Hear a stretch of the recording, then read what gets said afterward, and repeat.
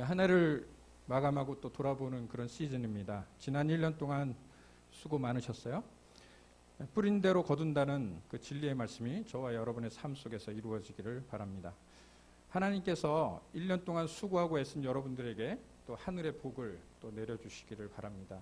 아직 뭐 여러 가지 결정해야 될 일, 또 결정되어져야 될 거, 해결해야 될 일들, 이런 것들이 많이 있지만 하나님의 때에 아름답게 이루실 줄을 믿습니다. 여러분, 보이스피싱이라는 말 들어보셨죠?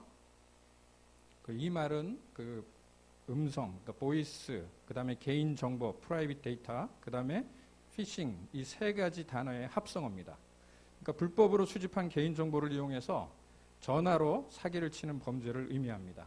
그러니까 요즘에는 사람들이 이런 범죄에 대해서 잘 알고 조심합니다. 그런데도 사기범들은 포기하지 않고 갈수록 아주 기상천외한 그런 방법들을 동원해서 사기를 친다 그래요. 누가 그런 데 속아 넘어갈까 이렇게 생각할 수 있지만 의외로 똑똑한 사람들도 이 사기를 당하는 경우를 종종 봅니다. 만일 여러분이 이런 일을 당하면 얼마나 억울하고 약이 오르겠습니까? 손해본 것도 아깝고 억울하지만 속은 것 자체가 너무 분하고 약이 오를 거예요. 그런데 성경에 보니까 이보다 더 심각한 우리의 인생을 망가뜨리는 보이스피싱이 있습니다. 마귀가 우리 마음속에 들려주는 그런 음성으로 속이는 것이죠. 귀로 듣는 것이 아니고 마음으로 듣는 것이죠. 우리는 이것을 영적인 보이스피싱이라고 얘기할 수 있습니다. 스피리추얼 보이스피싱, 즉 마귀의 시험이라고 부를 수 있어요. 살면서 우리 마음에는 이 두 가지의 영적인 음성이 들려옵니다. 하나는 하나님, 또 성령님의 음성이고 다른 하나는 바로 마귀, 사탄의 음성입니다. 내가 스스로 생각하고 또 느끼면서 살아가는 것 같지만 그 가운데는 두 가지 음성이 개입하는 것이죠. 우리는 세상에서 정말 스마트하고 재능이 많은 사람들이 이 잘못된 동기와 이기적인 방법을 사용해서 몰락하는 이야기들을 뉴스를 통해서 듣습니다. 그 이유가 무엇일까요? 그리스도인이라도 영적으로 미성숙하거나 태만하면 여지없이 속아 넘어갑니다. 그래서 시행착오도 겪고 또 인생이 흔들리게 되는 것이죠. 오늘 우리는 왜 시험에 빠져서 어려움을 겪게 되는지, 또 그리고 영적인 보이스피싱에 넘어가지 않으려면 어떻게 해야 하는지 예수님의 시험을 통해서 살펴보려고 합니다. 한 해를 보내면서 우리 자신을 돌아보는 그런 시간이 되기를 바랍니다. 본문 4장 1절이에요. 오늘 보면 그 즈음에 예수께서 성령에 이끌려 광야로 가셔서 악마에게 시험을 받으셨다. tempted라고 되어 있죠. 그 즈음에, 여기에 주목하시기 바랍니다. 예수님이 시험에 직면하셨을 때는 어떤 때였는지 이 배경을 이해하는 것이 중요합니다. 바로 이 시험 받기 전에 무슨 일이 있었는지 3장 마지막 16, 17절을 보겠습니다. 보시면 같이 읽겠습니다. 시작. 예수께서 세례를 받으시고 곧 물에서 올라오셨다. 그때 그에게 하늘이 열렸다. 그는 하나님의 영이 비둘기같이 내려와 자기 위에 오시는 것을 보셨다. 그리고 하늘로부터 이는 내 사랑하는 아들이다. 내가 그를 좋아한다. 하시는 소리가 들려왔다.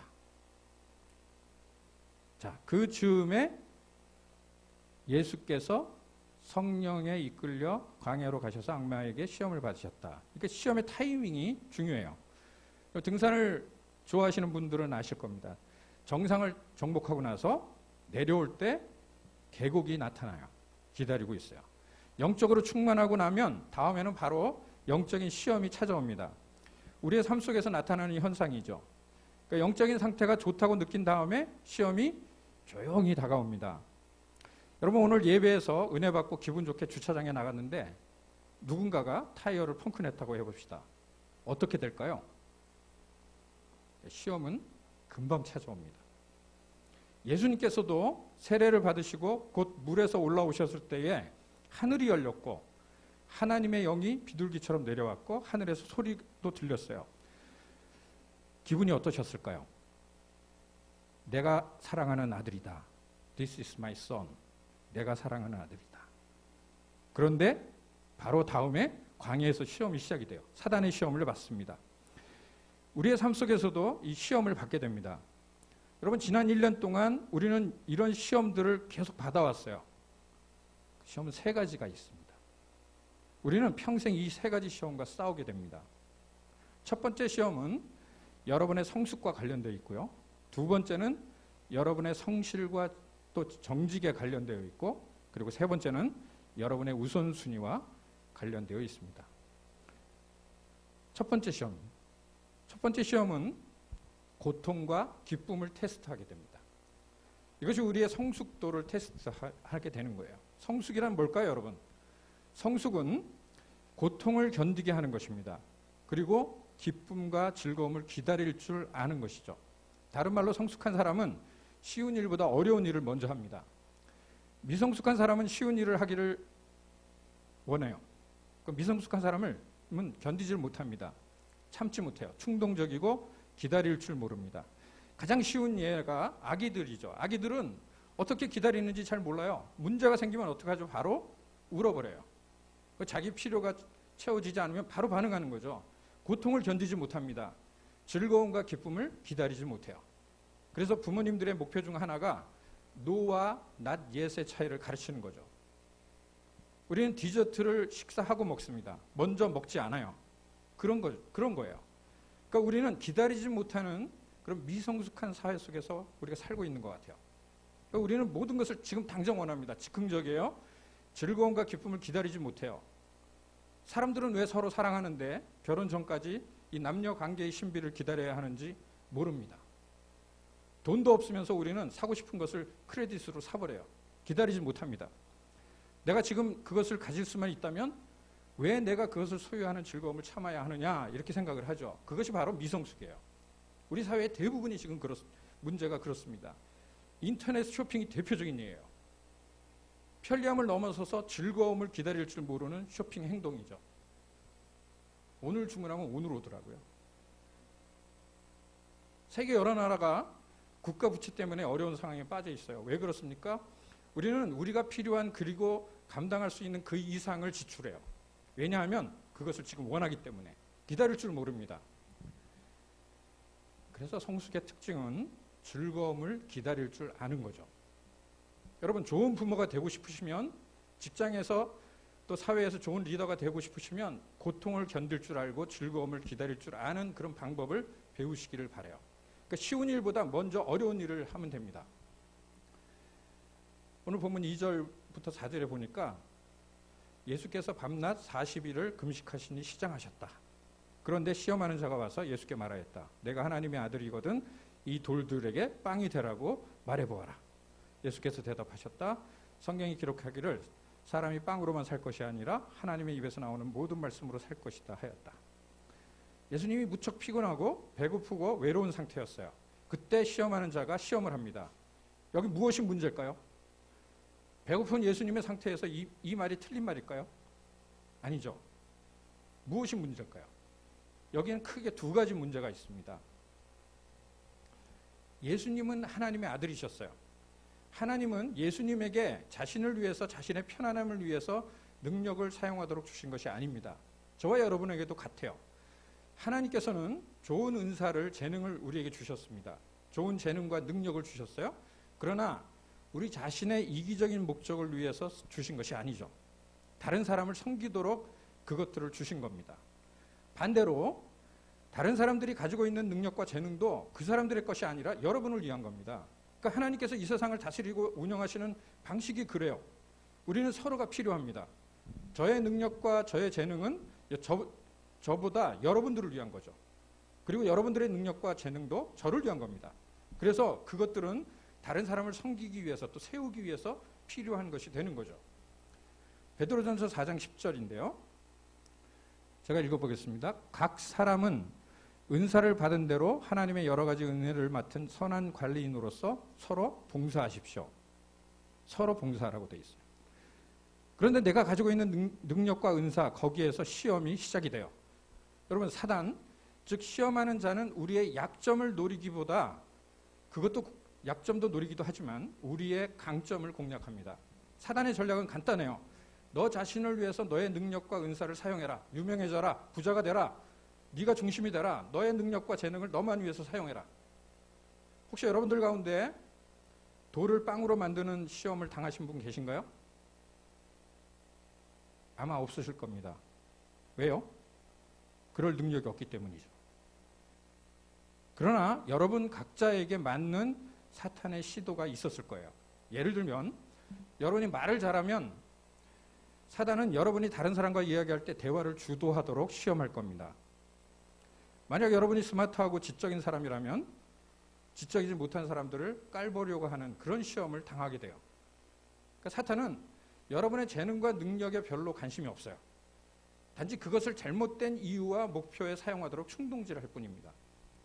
하나님은 여러분 자신의 이익을 위해서 여러분의 재능을 사용하도록 그것을 주시지 않으셨습니다. 그러나 사단은 여러분의 재능과 능력을 시험할 겁니다. 첫 번째 문제예요. 그래서 이기적인 동기로 자신의 능력을 사용하는 것뿐만 아니라 두 번째 문제는 하나님이 나의 필요를 채워주실 것을 기다리지 못하는 문제가 있어요. 기다리지 못하는 문제.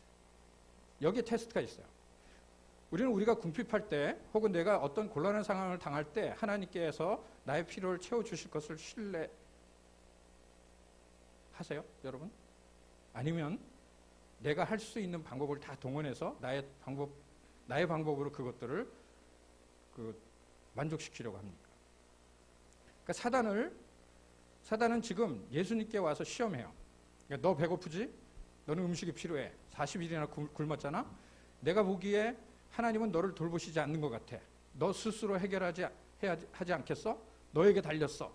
하늘은 스스로 돕는 자를 돕는다고 했잖아. 여러분, 성경은 그렇게 말하지 않습니다. 여러분, 미국 크리스찬들의 대부분이 하늘은 스스로 돕는 자를 돕는다라는 말이 성경에 있는 줄 알아요. 우리는 그렇지 않지만 이건 벤자민 프랭클린이 한 말이에요. 근데 그 사람도 틀렸습니다. 하나님은 당신을 신뢰하는 사람을 돕죠. 그러니까 스스로 돕는 자를 돕지 않으세요. 그 말은 나는 하나님을 의지하지 않겠다는 말입니다. 그러니까 내 스스로 해결하겠다는 것이죠. 질문합니다. 여러분은 지금 어떤 돌을 빵으로 만들어야 합니까? 절실하게 필요한 것들이 있으시죠. 그것이 경제적인 것일 수도 있고 관계일 수도 있고 또 정서적인 필요일 수도 있습니다. 일자리 또 집일 수도 있어요. 그것들을 하나님의 방법으로 빵이 되게 하시겠습니까? 아니면 여러분의 방법으로 하시겠어요? 그게 첫 번째 시험이에요. 그러니까 하나님을 신뢰하지 않으면 어떻게 될까요? 예레미야 2장 13절에 이렇게 말씀하고 있습니다. 같이 한번 읽을까요? 스크린에 있어요. 시작. 참으로 나의 백성이 두 가지 악을 저질렀다. 하나는 생수의 근원인 나를 버린 것이고 또 하나는 전혀 물이 고이지 않는 물이 새는 웅덩이를 파서 그것을 샘으로 삼은 것이다. 무슨 말씀입니까? 그러니까 우리가 필요한 생수의 근원은 하나님이신데 우리는 엉뚱하게 자신의 웅덩이를 판다는 얘기죠. 그 웅덩이에는 물이 고이지 않습니다. 금세 목마른다는 얘기죠. 사랑하는 여러분 중에 무엇인가가 필요해요. 하나님께서 그 필요를 채우시는 것 같아 보이지 않습니다. 어디에 집을 얻어야 하지? 또 우리 아이들을 어떻게 키워야 할지? 또 어떻게 지도를 해야 될지? 진로 지도를 해야 될지? 또 어떻게 내가 진 빚을 갚을 수 있을지? 잘 몰라요. 혼란스럽습니다. 그때에 사탄은 여러분에게 시험을 합니다. 여러분의 돌을 빵으로 만들라고. 여러분, 우리의 방법은 웅덩이를 파는 방법밖에 되지 않을 수 있어요. 자, 그렇다면 오늘 첫 번째 시험에 대한 해답은 뭘까요? 그것은 바로 하나님을 신뢰하는 겁니다. 마태복음 6장 31절부터 32절 같이 한번 읽겠습니다. 시작. 그러므로 무엇을 먹을까, 무엇을 마실까, 무엇을 입을까 걱정하지 말아라. 이 모든 것은 모두 이방 사람들이 구하는 것이요 너희의 하늘 아버지께서는 이 모든 것이 너희에게 필요하다는 것을 아신다. 자, 하나님께서는 우리가 무엇이 필요한지 모든 것을 아신다 그랬어요. 그리고 계속해서 말씀하십니다. 너희는 먼저 그의 나라와 그의 의를 구하라. 하나님의 의를 구하라. 그리하면 이 모든 것을 너희에게 더하여 주실 것이다. 많은 사람들이 여기서 갈려요. 에이, 그래도 하나님 말씀대로 사는 것이 중요하긴 한데 내 삶의 최우선은 아니죠. 나는 그냥 파트타임 크리스찬으로 살랍니다. 좀 더 나으면요, 나는 하프타임 좀 더 크리스찬으로 살겠다 그래요. 그런 분들은 절망적이지 않아서 그렇습니다. 그러니까 하나님을 위해서 사는 삶, 하나님 말씀대로 사는 삶은 풀타임 크리스찬으로서의 사는 삶이에요. 하나님은 말씀하십니다. 내가 기다리고 나를 신뢰하면 나는 너의 모든 필요를 채워줄 것이다. 참 기쁨, 즐거움을 줄 것이다. 다시 말하면 나를 너의 삶의 첫 번째에 두면, 나를 위해서 살면, 나의 나라와 나의 의를 위해서 살면 이 모든 것을 줄 것이다. 여러분, 하나님께서는 지금도 우리에게 도전하세요. 나를 신뢰할 것이냐, 아니면 너가 가진 돌로 빵을 만들 것이냐. 나를 신뢰할 것인가, 아니면 세상의 방법으로 이 문제를 해결할 것인가. 선택은 우리들의 몫입니다. 두 번째 시험도 우리가 겪게 되는 그 시험인데요. 첫 번째 고통과 즐거움의 테스트는 우리의 성숙함을 드러낸다면, 두 번째는 인기와 칭찬의 테스트입니다.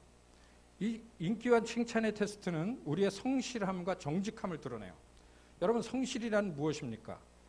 그것은 우리의 말과 행동, 또 우리의 믿음과 행동이 일치하는 거죠. 그러니까 언행일치, 신행일치, 이런 말을 합니다. 소위 집에서 하는 행동하고 밖에 나가서 하는 행동이 일치하는 거예요. 그게 한결같은 것입니다.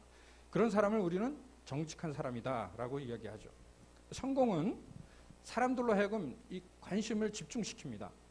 여러분, 우리는 우리의 가까운 이웃보다 소위 성공한 사람들을 더 많이 알아요. 연예인의 사생활을 이웃의 사생활보다 더 잘 알고 있기도 하죠. 여러분, 사람들이 조금 유명해지고 성공하면 우리는 그 사람에 대해서 뭐라고 얘기합니까? 그 사람 좀 변했네, 뭐 이런 말을 하죠. 늘 그렇지는 않지만 좋은 쪽으로 변하지는 않는 것 같아요. 유명해지면 망가집니다. 우리 주변에 수많은 배우들, 또 가수들을 보세요. 연예인들. 그들은 인기 때문에 받는 스트레스를 감당하지 못합니다. 그래서 중독의 삶을 살게 되기도 해요. 그것은 성숙이나 성실이라는 가치를 소홀히 하기 때문이죠.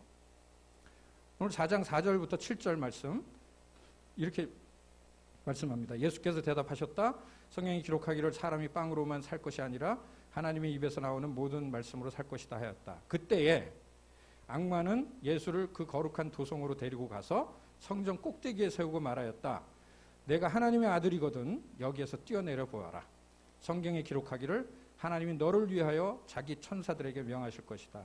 그들이 손으로 너를 떠받쳐 너의 발이 돌에 부딪히지 않게 할 것이다 하였다. 예수께서 악마에게 말씀하셨다. 또 성경에 기록하기를 주 너의 하나님을 시험하지 말아라 하였다. 사탄은 성경을 인용해요. 시편 90편에 있는 말씀인데요. 근데 이 구절을 잘못 인용하고 있어요. 컨텍스트를 벗어난 내용입니다. 이단과 사이비가 주로 쓰는 방법이죠. 여러분, 두 번째 시험에서 우리는 이 믿음하고 배짱을 구분할 수 있어야 돼요. 자, 만약에 제가 오늘 제 크레딧 카드를 전부 사용해서 1,000만 원을 썼다고 생각해 보시기 바랍니다.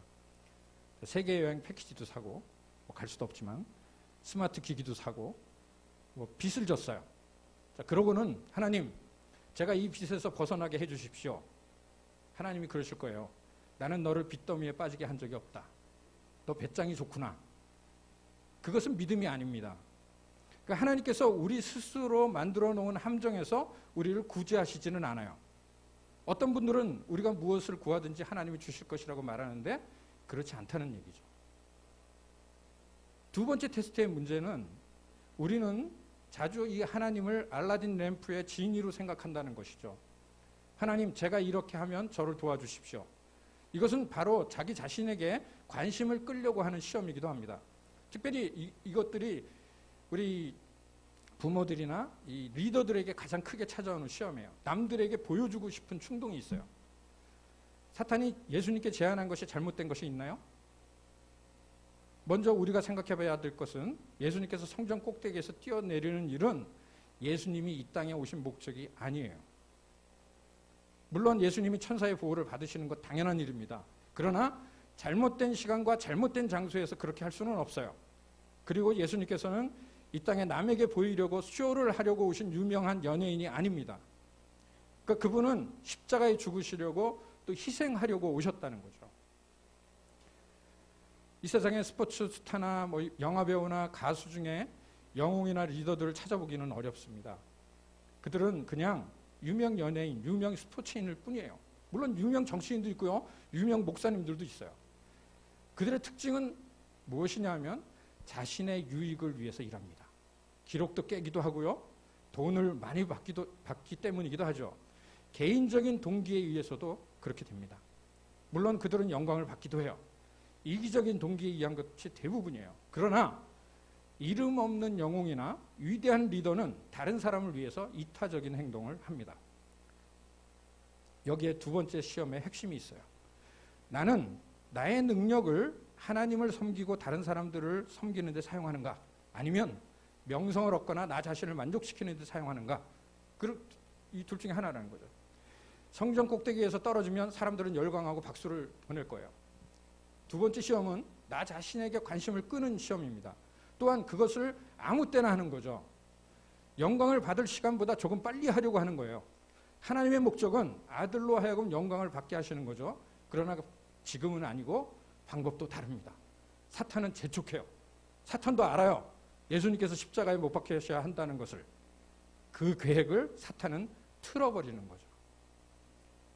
그래서 시험은 항상 지름길처럼 찾아와요, 우리한테. 일로 가면 빨리 갈 것 같아요. 그리고 그렇게 하면 될 것처럼 보여요. 그러나 결과가 방법을 정당화하지는 않습니다. 목표는 맞을지 모르지만 방법과 시간은 틀릴 수가 있어요. 여러분에게는 잠재력과 재능이 있습니다. 무슨 일이든지 할 수 있어요. 그러나 할 수 있다고 모든 것을 해야만 하는 것은 아니죠. 우리는 사람들에게 좋은 영향을 미칠 수도 있고 또 나쁜 영향을 미칠 수도 있어요.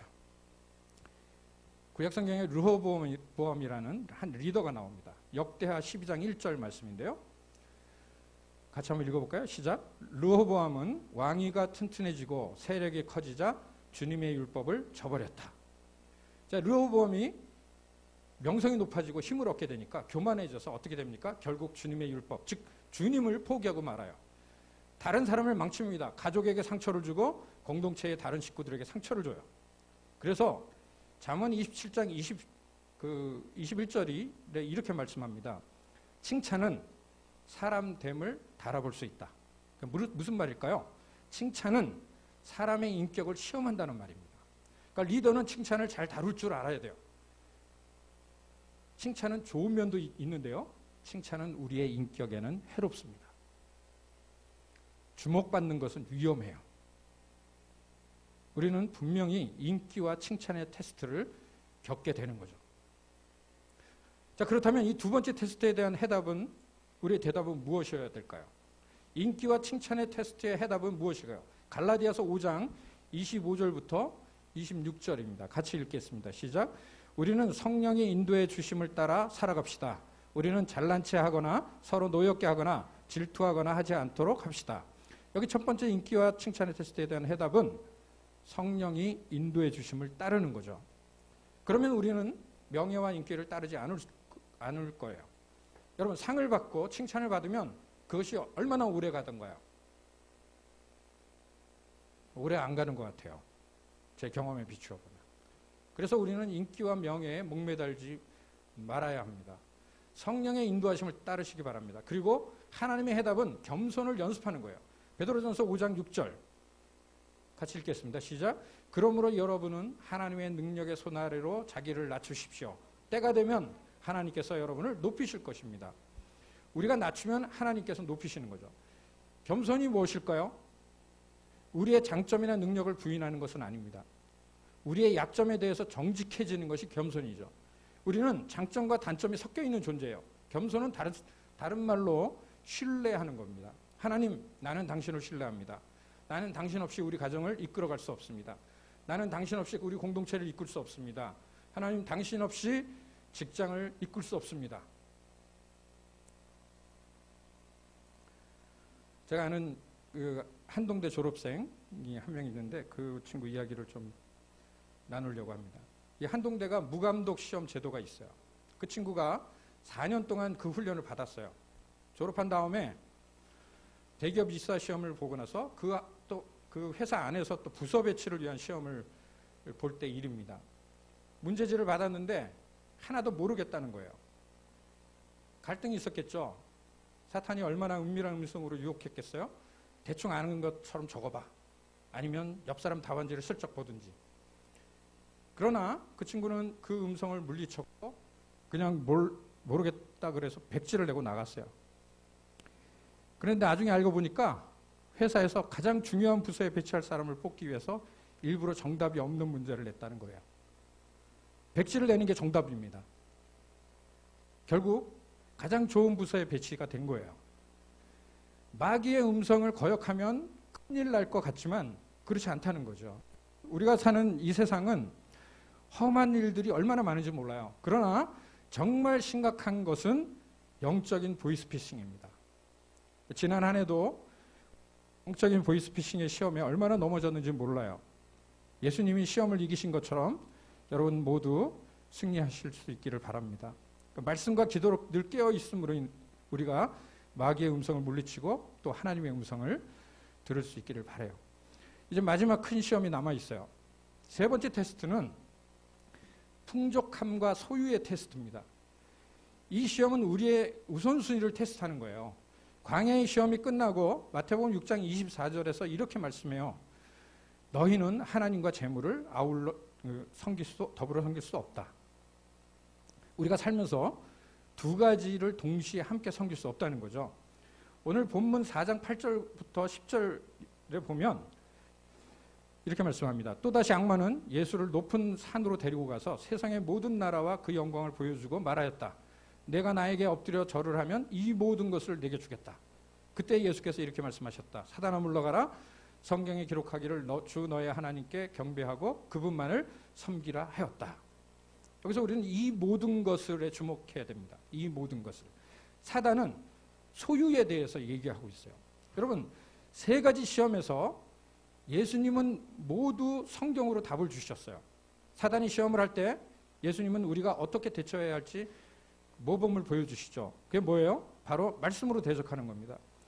우리들의 생각, 우리들의 의견으로 대적하는 것이 아니라 말씀으로 대적하는 거죠. 그래서 사단이 우리의 마음에 어떤 생각을 넣어주면 우리는 그런데 성경은 이렇게 말씀하고 있어 하면서 반격을 가해야 하는 거죠. 여러분, 성경은 말씀을 하나님의 검으로 묘사합니다. 예수님은 말씀을 많이 암송하고 계셨던 것 같아요. 우리는 살면서 매 순간 이 성경책을 가지고 다닐 수가 없어요. 화장실 갈 때, 식당 갈 때, 사무실에서 혹은 게임을 할 때 성경을 들고 다니지 않습니다. 우리가 시험을 당할 때도 마찬가지예요. 성경을 암송하는 것은 그래서 중요합니다. 여러분, 시험을 피하는 것이 최선이겠지만 시험을 당하면 잘 대처를 해야 됩니다. 가장 중요한 대처법은 시험을 물리치기 위해서 성경을 암송하는 것이 중요해요. 만약에 여러분 중에 화를 내므로써 시험에 드는 분이 계시면 이 화에 대한 성경 구절을 암송하시길 바랍니다. 여러분 중에 수시로 말 때문에 시험에 드시는 분 계시면 이 말에 관한 성경 구절을 암송하시면 돼요. 탐욕이나 질투와 관련해서 주기적으로 시험을 받으신다면 어떻게 해야 할지 그 말씀을 암송하시기 바랍니다. 여러분, 사단은 여러분의 생각과 의견에 두려워하지 않습니다. 그러나 그들이 두려워하는 것이 있다면 바로 하나님의 말씀이에요. 말씀은 진리이기 때문이죠. 암송하시기 바랍니다. 우리는 중요한 비밀번호는 잘 암송하더라고요. 그런데 우리 삶에 정말 중요한 말씀은 얼마나 암송하고 있는지 한번 되돌아볼 수 있길 바랍니다. 이 마지막 시험에서 사단은 예수님께 말합니다. 나에게 절을 하면 이 모든 것을 주겠다. 예수님은 사단에게 네 것도 아니면서 이렇게 말씀하지는 않으셨어요. 다만 뭐라고 하셨죠? 다만 물러가라. 그리고 하나님만 섬겨라. 이것은 우리 가운데 매일 일어나는 시험이죠. 우리는 이 땅에서 우리의 삶의 목적과 사명을 타협하는 그런 시험을 당하는 거예요. 예수님은 이 땅에 부자가 되려고 오신 것이 아니라 이 세상을 구원하시려고 오신 거잖아요. 세 번째 이 사단의 시험은 이런 겁니다. 당신이 이 땅에서의 사명보다 돈이 더 중요하지 않습니까? 당신은 삶의 목적보다 소유가 더 중요하지 않나요? 내가 모든 것을 주겠습니다. 나에게 당신의 영혼을 파십시오. 이것이 마지막 시험입니다. 여러분, 돈 때문에 가족 판 사람들 보신 적 있나요? 돈을 위해서 자신의 건강을 팔아먹은 사람들도 있습니다. 이것이 시험의 핵심이에요. 여러분, 우리는 결정해야 됩니다. 예수님께서 마태복음 16장 26절에서 말씀해요. 사람이 온 세상을 얻고도 제 목숨을 잃으면 무슨 이득이 있겠느냐? 하늘의 재물을 쌓으라는 그런 말씀이죠. 영원한 생명은 재물과 관련되어 있어요. 자, 그렇다면 이 풍족함과 소유의 테스트의 해답은 무엇일까요? 거기에는 단 하나의 답이 있어요. 그것은 바로 베푸는 겁니다. 베품. 기부라는 단어보다, 후원이라는 단어보다 이 베품이 더 좋은 것 같아요. 우리는 매 순간 베풀어야 돼요. 여러분, 교회에 헌금하는 것으로 만족하지 마시기 바랍니다. 필요한 사람에게 나누어야 돼요. 여러분이 나누고 베풀 때마다 여러분은 물질주의의 시험에서 멀어지는 거죠. 나누고 베푸시기를 바라요. 내가 베풀 때 세 번째 시험에 대한 해답은 이미 얻은 겁니다. 디모데전서 6장 18절 19절 말씀이에요. 같이 읽겠습니다. 시작. 또 선을 행하고 좋은 일을 많이 하고 아낌없이 베풀고 즐겨 나누어 주라고 하십시오. 그렇게 하여 앞날을 위하여 든든한 기초를 스스로 쌓아서 참된 생명을 얻으라고 하십시오. 여러분, 베풀 때 우리는 하늘의 어카운트에, 그 하늘 계좌에 예금을 하는 거죠.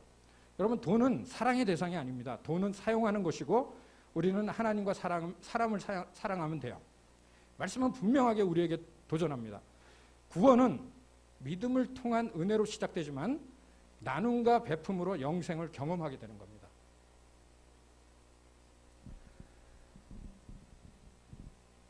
제가 설교할 때 이거 잘 안 하는데 제가 일하고 있는 이 빈손 체험에서 코로나 가운데서도 지난 그 식량 지원 사업을 계속했어요. 여러 가지 사업이 있는데 그 중에 하나가 식량 지원 사업인데, 인도의 이 빈민 마을에 다난제이라는 아이가 있는데 이 아이의 이야기를 좀 나누고 싶어요. 우리 교회가 작년 재작년에 이렇게 한 번씩 성탄절 때 커피 캠페인 통해서 그 후원을 했어요. 그 후원금이 어떻게 사용됐는지 제가 여러분에게 좀 나누고 싶어요. 저 아이에 관한 이야기를 이제 편지로 이제 그 보내왔는데요. 제가 간단하게 좀 읽도록 하겠습니다. 강하라 마을에서 영양가루 무료 급식을 시작한 이래로 계속 무료 급식을 받았던 다난제이라는 소년이 있습니다. 처음 영양급식을 받으러 왔을 때는 건강이 너무 좋지 않아 얼굴에 웃음이 전혀 없었습니다. 위와 간이 너무 좋지 않다는 진단을 받은 상태였습니다. 여러 아이들이 급식 프로그램에 참가했지만 다난제이는 항상 2번씩 영양가루를 받아 마셨습니다. 그의 어머니도 항상 다난제이와 함께 영양가루 무료 급식 때 와서 다난제이가 건강이 안 좋으니 집에서도 먹을 수 있도록 영양가루를 한 봉지 달라고 요청하여 집으로도 가져가서 꾸준히 다난제이에게 영양가루를 먹여왔습니다. 지금은 다난제이가 건강과 웃음을 되찾았고 영양가루 무료 급식 날에 실시하는 문맹태치 학교에도 꾸준히 참석하여 열심히 공부하는 학생이 되었습니다. 그의 아버지와 어머니는 강하라 마을의 초가집에 살며 소장농으로 남의 밭에서 일을 해주는 노동자로 살고 있는데 영양가루를 먹고 아들의 위와 간의 병도 나았고 키가 훌쩍 자라났다고 무척 감사해 하고 있습니다. 다난제이에게 건강과 웃음을 되찾아준 빈손체험의 영양가루 급식 프로그램에 후원해 주신 여러분께 진심으로 감사드립니다. 정리합니다. 여러분, 3가지 시험은 분명히 우리 인생에 찾아와요. 이미 우리가 겪고 있습니다. 그리고 이것은 하나님의 존재에 대한 도전이에요. 첫 번째는 하나님의 충만하심에 대한 도전이고, 그래서 첫 번째 시험은 하나님께서 나의 필요를 채워주실 분으로 믿지 못하게 만드는 겁니다. 두 번째 시험은 하나님의 주권을 남용하는 시험이죠. 우리는 하나님께서 내가 어떤 짓을 해도 결국 용서해 주실 분이라고 오해하면서 하나님의 주권을 이용합니다. 세 번째 시험은 이 하나님의 존엄을 거절하는 거죠. 존엄은 지존이라고 표현할 수 있는데요. 하나님만이 예배를 받으실 분이라는 거예요. 우리는 다른 아무것도 예배할 수 없습니다. 그것이 사람이든 돈이든 어떤 종교든 우리는 오직 하나님만 예배해야 되죠. 말씀을 정리합니다. 여기 이제 좋은 소식하고 나쁜 소식이 있어요. 나쁜 소식부터 여러분들한테 알려드릴게요. 살면서 우리는 이 결코 시험에서 벗어날 수 없다는 거죠. 누가복음 4장 13절을 보면 같이 한번 읽어볼까요? 시작. 악마는 모든 시험을 끝마치고 물러가서 어느 때가 되기까지 예수에게서 떠나 있었다. 어느 때가 되기까지. 시험은 계속됩니다. 여러분이 주님 안에서 믿음이 견고해지면 견고해질수록 사단은 여러분들을 더 싫어해요. 여러분을 계속 시험할 거예요. 여러분 그러나 겁먹지 마시기 바랍니다. 시험 받는 것이 죄는 아니죠. 그러나 시험에 자신을 던져버리면 죄가 됩니다. 그러니까 시험은 항상 우리가 영적으로 성장할 수 있는 기회를 줘요. 여러분 시험을 당할 때 그것을 영적인 성장의 디딤돌로 삼으시길 바랍니다. 이건 나쁜 소식이죠. 좋은 뉴스가 있어요. 여러분이 시험을 통과하면 여러분이 어떻게 될까요? 누가복음 4장 14절 같이 한번 읽을까요? 시작. 예수께서 성령의 능력을 입고 갈릴리로 돌아오셨다. 자, 처음에는 성령에 이끌려 시험에 직면하셨지만 시험이 끝나고 어떻게 됐다고요? 성령의 능력을 입었다. 이렇게 성경은 기록하고 있어요. 이게 무슨 파워일까요? 그냥 기분이 좋아지는 걸까요? 아니죠. 그 능력은 바로 사람들에게 영향을 미치는 거예요. 사람들을 돕고 섬기는 겁니다. 그 능력은 지위나 부를 얻기 위한 것이 아니라 섬기기 위한 거죠. 시험을 마친 후에 예수님께서는 공적인 사역을 시작하세요. 그리고 이 땅에 오신 목적을 선포하십니다. 오늘 결론에 이 말씀을 읽고 결론으로 마치겠습니다. 누가복음 6장 18절 19절 같이 우리 한 목소리로 읽겠습니다. 시작. 주님의 영이 내리셨다. 주님께서 내게 기름을 부으셔서 가난한 사람에게 기쁜 소식을 전하게 하셨다. 주님께서 포로된 자에게 눈먼 사람들에게 눈뜸을 선포하고 억눌린 사람들을 풀어주고 주님의 은혜를 선포하게 하셨다. 아멘. 같이 기도하겠습니다.